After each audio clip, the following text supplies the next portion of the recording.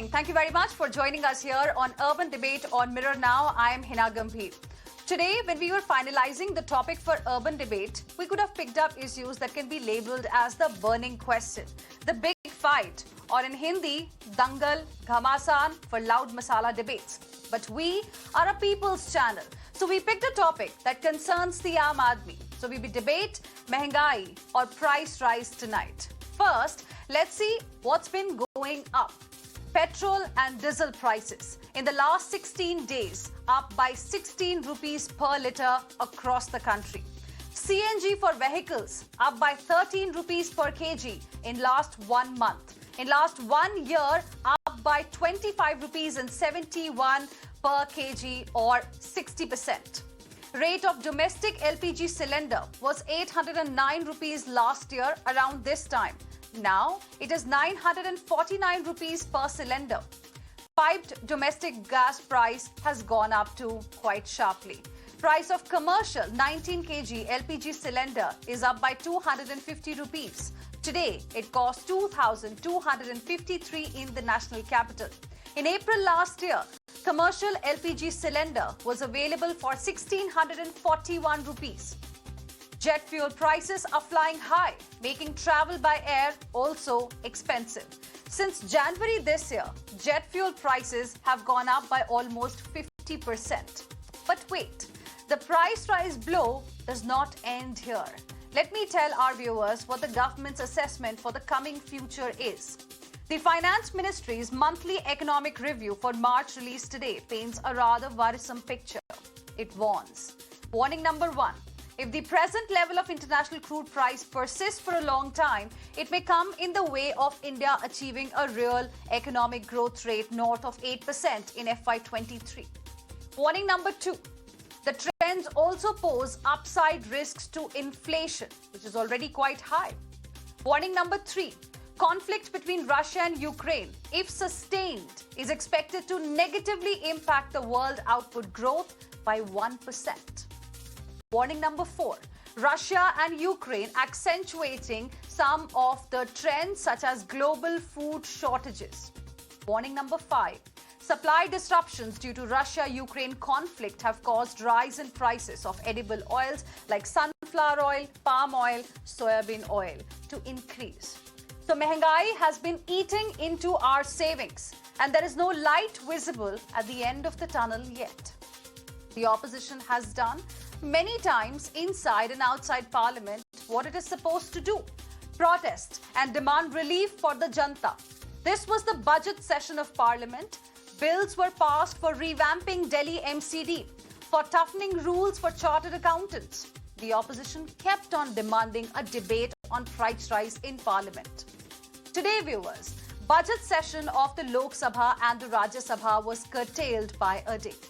Both houses were adjourned sine die, one day before the scheduled end on 8th of April. But did the two houses take up one issue that is impacting 1.3 billion? Well, barring a handful. The answer is a loud, angry no. Opposition is livid, launching a scathing attack on the centre. Congress MP Shashi Tharoor says, instead of adjourning Parliament early, the government should have had the courage to listen to a serious debate on fuel price rise and consumer inflation. Opposition has called the government insensitive. Government says global dynamics on its own may lower crude price. We want to ask, what about increasing fuel price pain? It's a parliament by the people, for the people. Should it skip a debate on an issue that's creating a perfect storm of curtailing consumption and depleting savings? Let's find out what are the excuses for the temple of democracy, skipping what's hurting the people and the ways to amend this. Joining us on the broadcast this evening is Dharinder Dayalji, who is a BJP leader, Saket Gokhale, TMC spokesperson, Anshul Avijit, who is a Congress spokesperson, Shri Iyer, who is an author, also joining us on the broadcast this evening. Thank you very much for joining us here on Urban Debate on Mirror Now this evening. I want to begin the discussion with Dharinder Dayalji, the BJP leader on the show. Is there a reason why the government feels politically insulated from negative perceptions? No, there is no reason to feel insulated or on a negative perception, because I think aside from the people who want to make a political buck on this, the population, the people, they purely understand what the price rise is about and the steps that the government is taking on that. So I don't see anything that the government should be feeling to be on a back foot. Saket Gokhale, will you like to respond? Sure, definitely. Thanks, Heena. There are 3 points that I would like to make to this statement. And I am not getting into politics here. I'm just stating facts, which the government has a major aversion to. But right now, I checked a minute ago, oil prices, Brent crude is trading at $100 a barrel. This is the lowest it has been in 5 weeks. So the excuse of the Russia-Ukraine conflict and global price, global fuel prices going up, that doesn't apply here. In Europe, it's different because Europe depends on Russia for gas. We are talking about crude oil here, and the prices are the lowest in 5 weeks, number one. Number two, the government is not allowing the Reserve Bank also to function independently. We have seen that the Reserve Bank is trying monetary policy because they need to increase interest rates because there is inflation, but the government is preventing that. Number three, with this level of high taxation, prices go up and people have no money to spend. What that leads to is called stagflation. It's inflation with a stagnancy in the economy. We are heading towards stagflation. And if the BJP thinks that this is someone making a political buck and people don't care about it, I really request them to just go to a petrol pump where you have Prime Minister Modi's law, big poster beaming at everyone who's filling up fuel in their tanks, and please speak to a single person and show us that that person says, no, I support this price rise.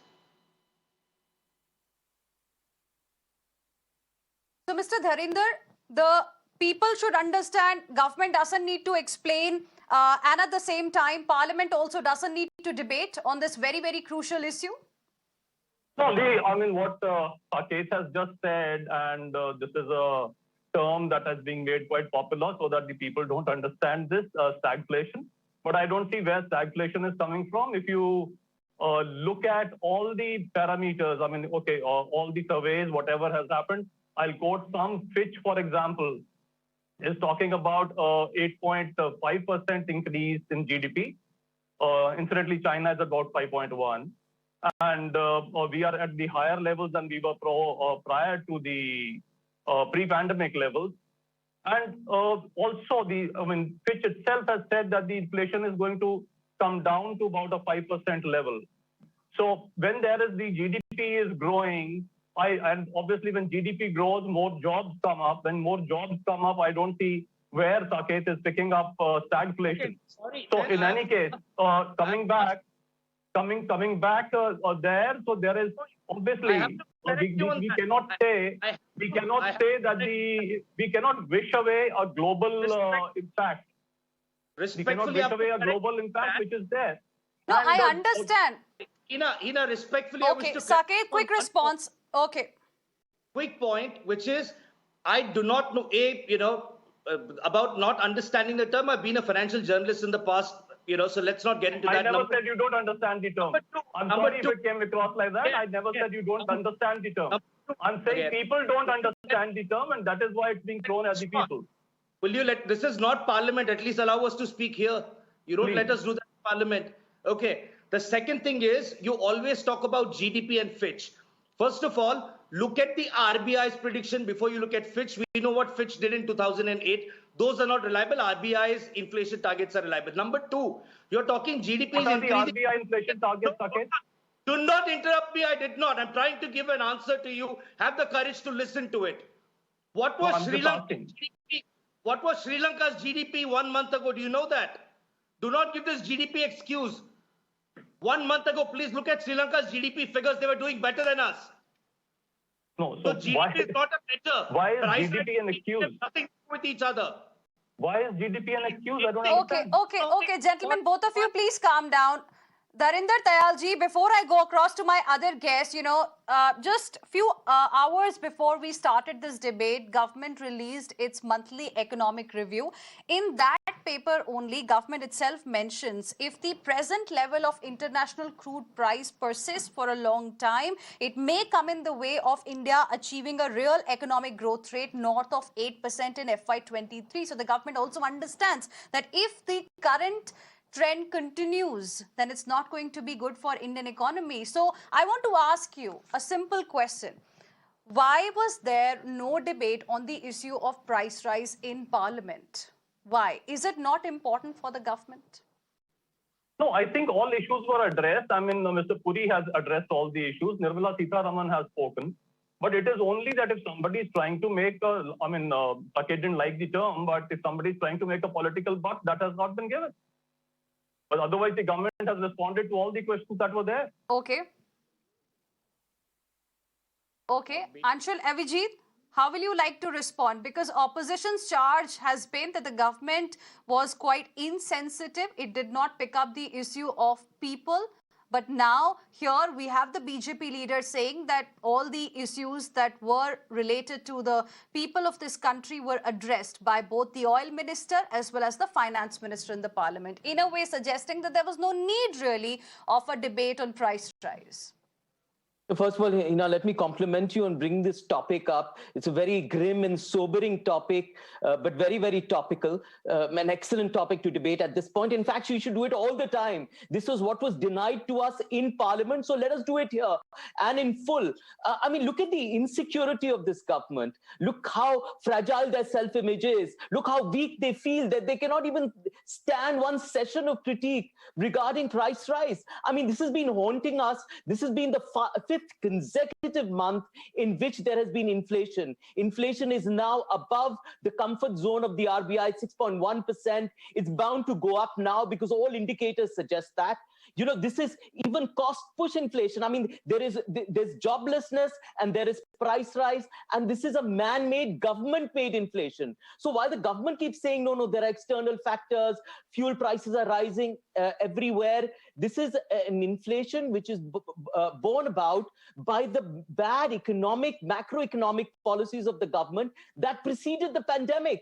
That ever since the government set in, all their economic policies, every one of their sort of programs, whether it's Make in India, whether it's demonetization, rollout of the GST, and before the pandemic, and the revised estimate of the GDP before the pandemic has been brought down to 3.7%, right? It's likely to come down even more if you have a better scrutiny of the GDP figures. Then every other figure of that period before the pandemic is in negative territory. Heena, we had hit recession even before the pandemic. And of course, the pandemic, the way it was handled, I mean, this complete eyewash called the Atmanirbhar campaign, supply side economics without any fiscal sort of stimulus. Our fiscal stimulus was the worst in the world. It was barely 2%. And the government keeps tom-tomming about some Anna Yojana, where it says it's fed 80 crore people. I mean, that's the least you could do. It's an insult to just give dal and roti to people, chawal and roti, and say that you can't deserve anything else. The problem is there is a demand shock in the economy. The government has not done anything about it. Prices are going up. There is joblessness. There is inflation, which is related to the demand shock because you haven't created the conditions for demand. If there is no demand, there is no capacity utilization. If there is no capacity utilization, there cannot be employment. And look at the Q3 figures. You know, the gross fixed capital formation, which is one of the indicators, you know, which is the private investment, was barely 2%. So with the liquidity floating around, and, you know, my friend pointed out about the RBI and the reverse repo rate, there's a lot of liquidity floating around, but that hasn't worked. You know, companies are still deleveraging. They're not even investing because there's so much uncertainty. One after another, there is only what I see is sort of a picture of doom. So I don't know how the government is going to get out of it. It's a structural problem now, inflation. It has gone into other sectors of the economy, like transport, into road transport. So, you know, really a task ahead of the government. It doesn't even want to discuss about it. What can one do? Well, absolutely. And that's the reason why we are having this discussion today on Urban Debate on Mirror Now. I'll get BJP leader to respond to what you've said. But before that, Shri Iyer, the government keeps citing the welfare scheme, but aren't rising prices in a way taking away from one pocket of a citizen while he or she gets benefits of a scheme in other pocket? It's an economic trick with some sort of a political aim. Absolutely. And I couldn't agree with you more. So you just have to give me 1 minute to explain some basics. Whenever there is a fuel that is crude price rise, that is called as a direct cost. Direct cost means fuel at the pump starts costing more, natural gas costs more, kerosene costs more, and so on and so forth.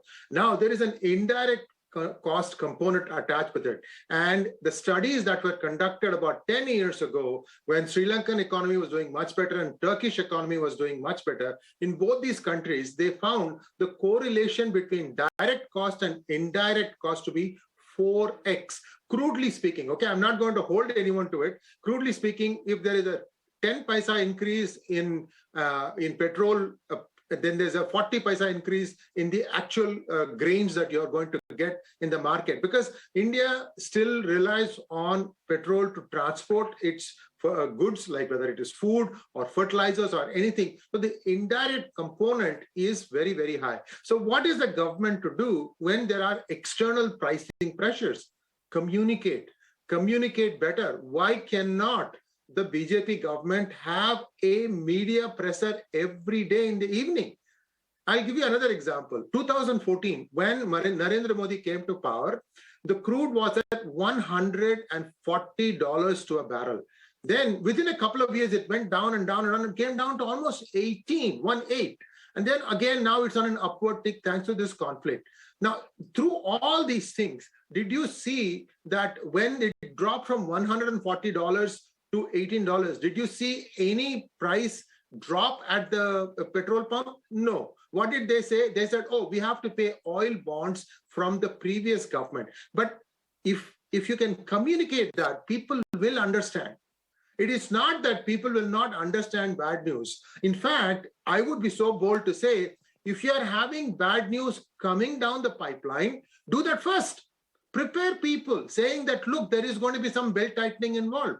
So that what happens is this indirect cost, there is the indirect cost of the fuel transport itself, but there's also, retailers, they'll use this as an excuse to hike up the prices. Remember, India had a 40+ year socialist hangover on us, where everything was controlled. What you manufactured, what you priced it, everything was controlled. So at the retail level, at the dukan, at the end of your corner store dukan, that fellow still thinks socialist.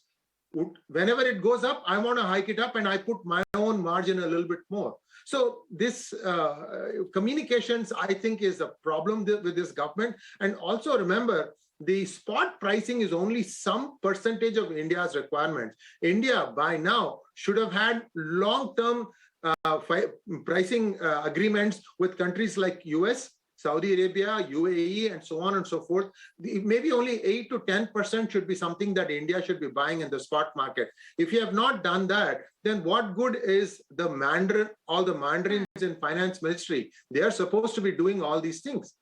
India got a great deal, in my opinion. India got a great deal when India weaned itself off of Iranian oil and got the same deal from United States. Not only did United States match Iranian price, they also said, you don't need to draw down everything. We will hold your reserves for you in Saudi Arabia. Now, did anybody from the government communicate about this?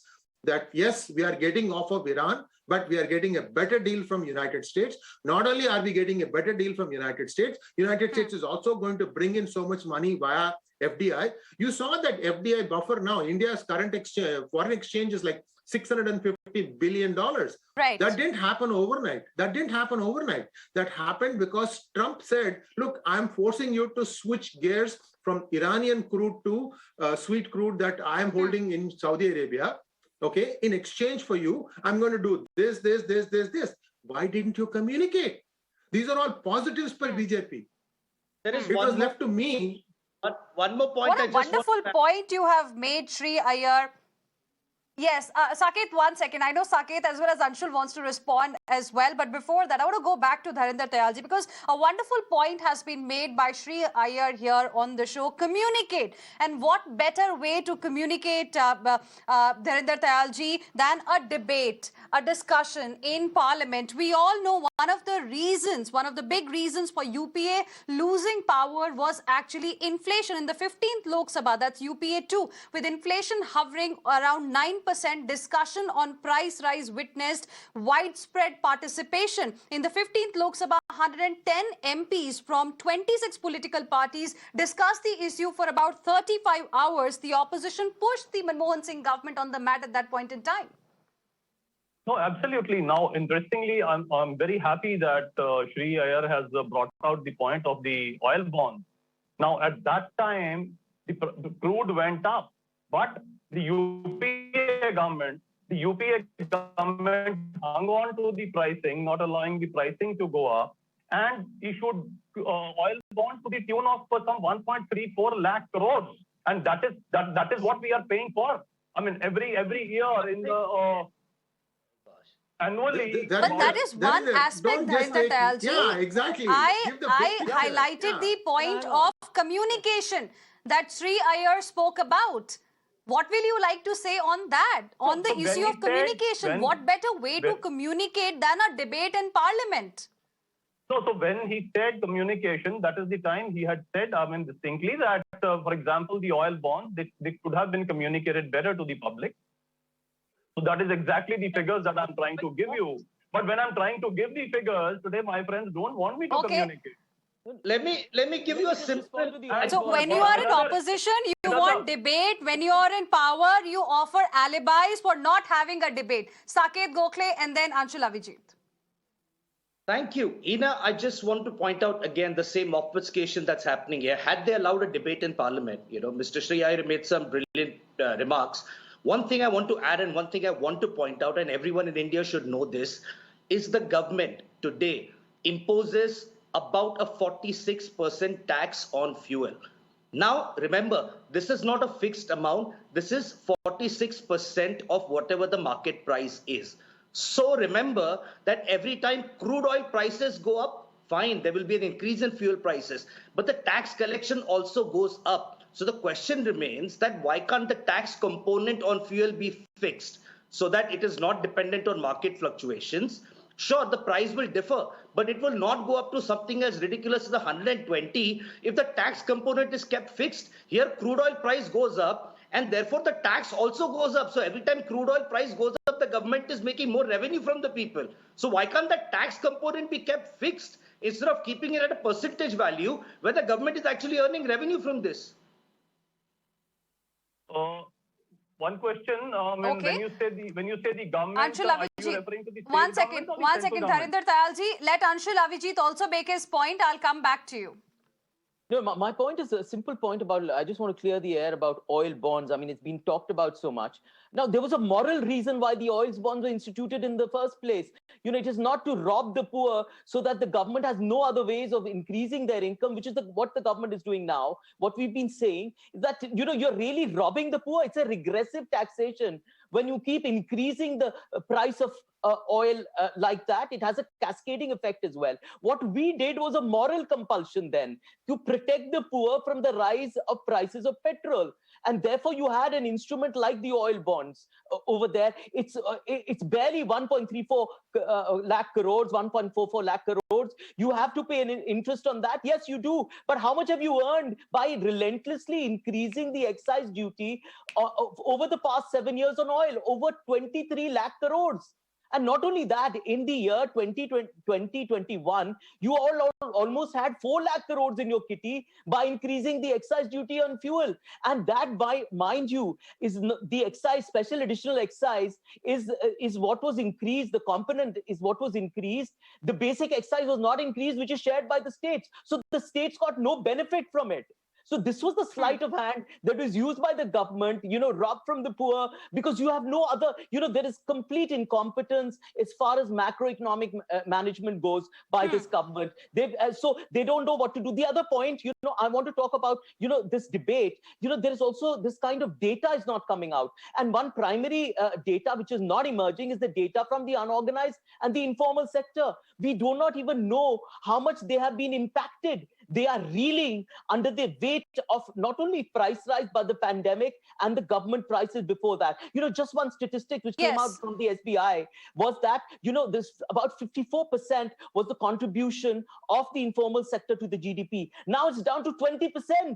Can you imagine the extent in which it has gone down and how much it is reeling and the extent to which that's right. Those are very, very important issues. And here on Mirror Now, we have been discussing, debating those issues continuously. But today, my concern is why by the people, for the people, Parliament did not discuss price rise. Dharinder Tayalji, I still haven't got an answer to this direct question.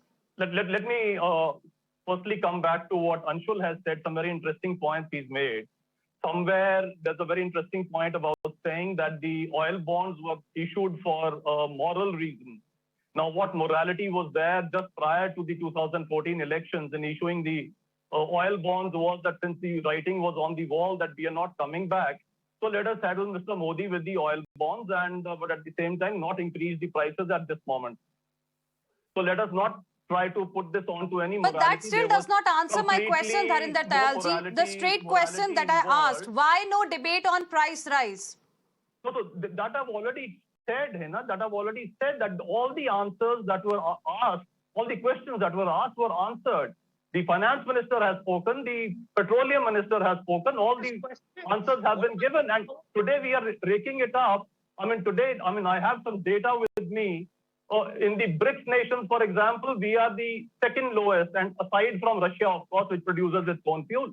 We are in the ASEAN countries, we are the fourth lowest in petrol, fifth lowest in diesel. What are we talking about, really? If it is not right from the beginning, Dharinder Tayalji, when a person who goes to a petrol pump to buy petrol or diesel, you will tell that common man, bhai parameter dekho, India ka GDP dekho, kitna badhne wala hai, बढ़ती कीमत को मत देखो. Is that your response to the person today who's getting impacted because of this fuel price pain? Is what I'm trying to understand from you. Good point. In fact, this was ridiculed by Anshul when he said that there is some story about 80 crore people being given food. So we are a country of 138 crores, of which 80 crore people, and that is still being extended. Food is the first requirement that is being given to the people.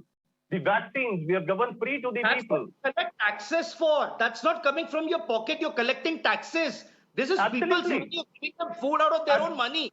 No, it is not supposed to come out of anybody's. It is not supposed to come out of anybody's pocket, nobody's pocket, but for the government. This kind of chest beating over feeding the poor, that was the least you could have done. Your fiscal stability. That is the point that I had raised earlier, Sri Iyer, that government keeps on talking about welfare scheme, but aren't rising prices in a way taking away from one pocket of a citizen in terms of benefits and then, putting it into another pocket. One point you raised was about communication. The government could have probably communicated better in a scenario like this. Now, in given circumstances, what can be done?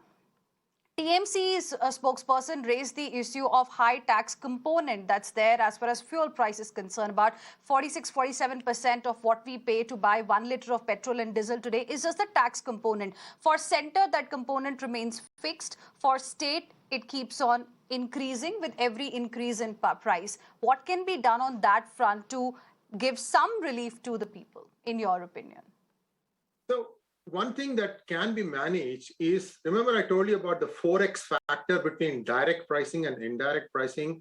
In advanced countries, it's not as bad as 4x. Perhaps it's more like 1.5 to 2x because everything is automated. In other words, the pricing, the collection of interest at the pump or the registers and then it going back, all that is controlled. So that number needs to go down. How do you do that? GST is a good first step. But more importantly, all the state government are in unison opposing GST being put on gas prices. After all, there is a component of this gas pricing that is coming from each state, and that is changing from state to state. Almost all states have mismanaged their economies, and therefore they are not willing to allow liquor and petrol / gas / natural gas costs to be included inside the GST, because then what happens is you get a prediction. Anybody in any part of the country should be able to calculate crude ka itna bhav hai to mera yahan itna bhav hoga. That back of the envelope calculation should be doable. I think Indian government needs to tell state government, you guys are drawing 50,000, 100,000 crores every year from us without accountability. You turn around and give 1,000 rupees to every woman. These are all things that are not sustainable. So first fix it. This is absolutely wrong, sir. And I would like to have the opportunity to correct you here and give you an example. The reason states are opposed to bringing fuel under GST is because reason number one, I'll give you a good example. Tamil Nadu currently has 62,000 crores worth of GST dues pending from the center. That's just one state I'm talking about. Number two, last year the government of India told the states we have no to give your GST dues, so you please take a loan from the Reserve Bank of India. GST dues from the center don't come to the state, which it's not economic mismanagement, it's that the center keeps the money, mismanages it, and has nothing to give to the states. And number two, when you talk about direct pricing, when you talk about taxes on fuel, just very quickly, I'll take 10 seconds. When you talk about taxes on fuel, what the union government has done is a big component of these taxes are cess. So cess money does not go to the state governments, cess money goes to the central government. So the problem with GST is the government is not paying GST dues on time. Okay, I promise we will definitely discuss GST and the issues concerning GST another day. But I have one last question for actually spokesperson. Okay, Shri. Okay, 10 seconds, very quickly. Yeah. Yes. And then I have a question for Anshul as well as Saket Gokhale. Very quickly. Why isn't the center stopping states from giving meaningless freebies and doing corruption on that? Every Pongal, that is 15th of January, the state of Tamil Nadu gives away a bag of useless stuff because it's all crap that they put in there. Same thing with Kerala, and other states are doing this because they are giving goodies. First, curb them. So there is a problem at many levels. Saket, I agree with you. There's a problem at many levels. But first, start communicating, especially when you have bad news coming your way, the people's way. Tell them, prep them. So they know, they understand. They also are watching Ukraine war on the TV. Interesting point there. Now, Saket Gokhale and Anshul Avijit, I have one curiosity on farm bills, on Pegasus. The opposition just didn't let the House function for 2 consecutive sessions. Why the opposition did not want to do it, did over farm bills? Now, why could the opposition not do the same thing on the issue of price rise in the budget session of Parliament? Anshul first, then Saket. No, I mean, every session of Parliament is unique. One gives an opportunity for the government to actually move ahead and discuss important things. We want the business of how to be passed. Bills to go to the Select Committee. I mean, this government has an appalling sort of record when passing bills to the Select Committee. In this session of Parliament, or in the 16th, in the 17th Lok Sabha, it's been barely 10%. That is appalling. We want to have a discussion. And if I can risk of being immodest here, we know how to run the government. Please talk to us, because we gave you a gift of a GDP of 8%, which you brought down to less than 4%, 3.7%, and then minus 7.3% or something after the pandemic. A complete disaster as far as the GST was concerned. Saket, ऐसा क्यों लगता है सरकार को कीमतों की चिंता नहीं, विपक्ष को उतना गुस्सा नहीं, क्योंकि आसपास शायद चुनाव नहीं? Is that the reason? Not really. I mean, we do have chunavs coming this year and next year, and I'm sure the government will reduce fuel prices then. As far as the House is concerned, even today, I mean, I'm speaking about our MP Dola Sen. She brought up, special mention for fuel prices. Question hour was washed out at that point. Today, the vice president, the chairman of the house, did not even finish his submissions. He suddenly started Vande Mataram. We weren't allowed to talk about fuel prices. Now, as far as on farm bills and Pegasus, yes, let me answer that. the opposition did not let the House function.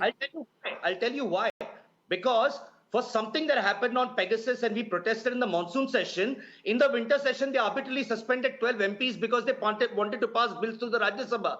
So this time we do it, they will suspend MPs and then they will pass bills with a voice vote. They don't have any opposition left in the Rajya Sabha. They will say you came into the well in the last session, so now we are suspending 35 of your opposition MPs. Therefore, no debate, bills are passed with a voice vote.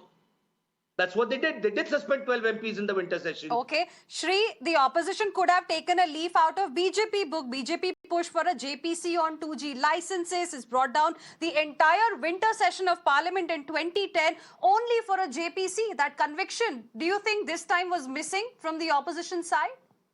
No, I think what needs to happen is both sides need to cool down and have a debate. There is nothing wrong in having a debate on this topic. For some reason, and I can't fathom why, because if a debate is actually done in a reasonable, calm way, a lot of positives that the government has done will also come out. That is my thing, that, why are you not even giving good news to the people? People do watch parliament debate. Debates can be made very interesting. People can come prepared with data statistics. And this can come for, that can make the people also be more aware of what is going on. For instance, I'll give you a simple example. How much infrastructure has been built along the border so that India is better prepared to face aggression from LAC, along the LAC? Where did the money for that come from? There was no budgeted expense for that. So clearly the government had to take it from somewhere. Why don't you make that public? There's nothing wrong in saying some of these things. All I'm saying is this government is well-intentioned. They want to do good by the people. If you have the intention, why don't you make it known to the people? Perhaps the opposition isn't in fact pushing furiously for debate because the states ruled by opposition are also part of that high tax regime on fuels. Because remember, on one hand, if there is an excise duty that you pay on fuel that goes to the center, there is a VAT component that goes to the states, and that's quite high as well. I appreciate all of you. Thank you very much for joining us here on Urban Debate on Mirror Now this evening. We'll see whether, yes. Okay. Dharinder Tayalji, go ahead. Make your point, please. Opposition states have not cut the taxes, and today they're crying crocodile tears. And of the top 10 states with the fuel prices, highest fuel prices, 8 are the opposition states. So what are they doing for the people? Aside from crying crocodile tears. So it is purely a farce. Amidst this blame game, amidst this tutu meme, we miss out on the real issue. There was no debate on price rise in Parliament, and that's something we're extremely concerned about, because that would have brought the points that you are raising today inside the Parliament. The entire country would have seen that, but that didn't happen. So let's see what happens over the next few days. Thank you very much, all of you, for joining us here on Urban Debate on Mirror Now this evening. Heading into a very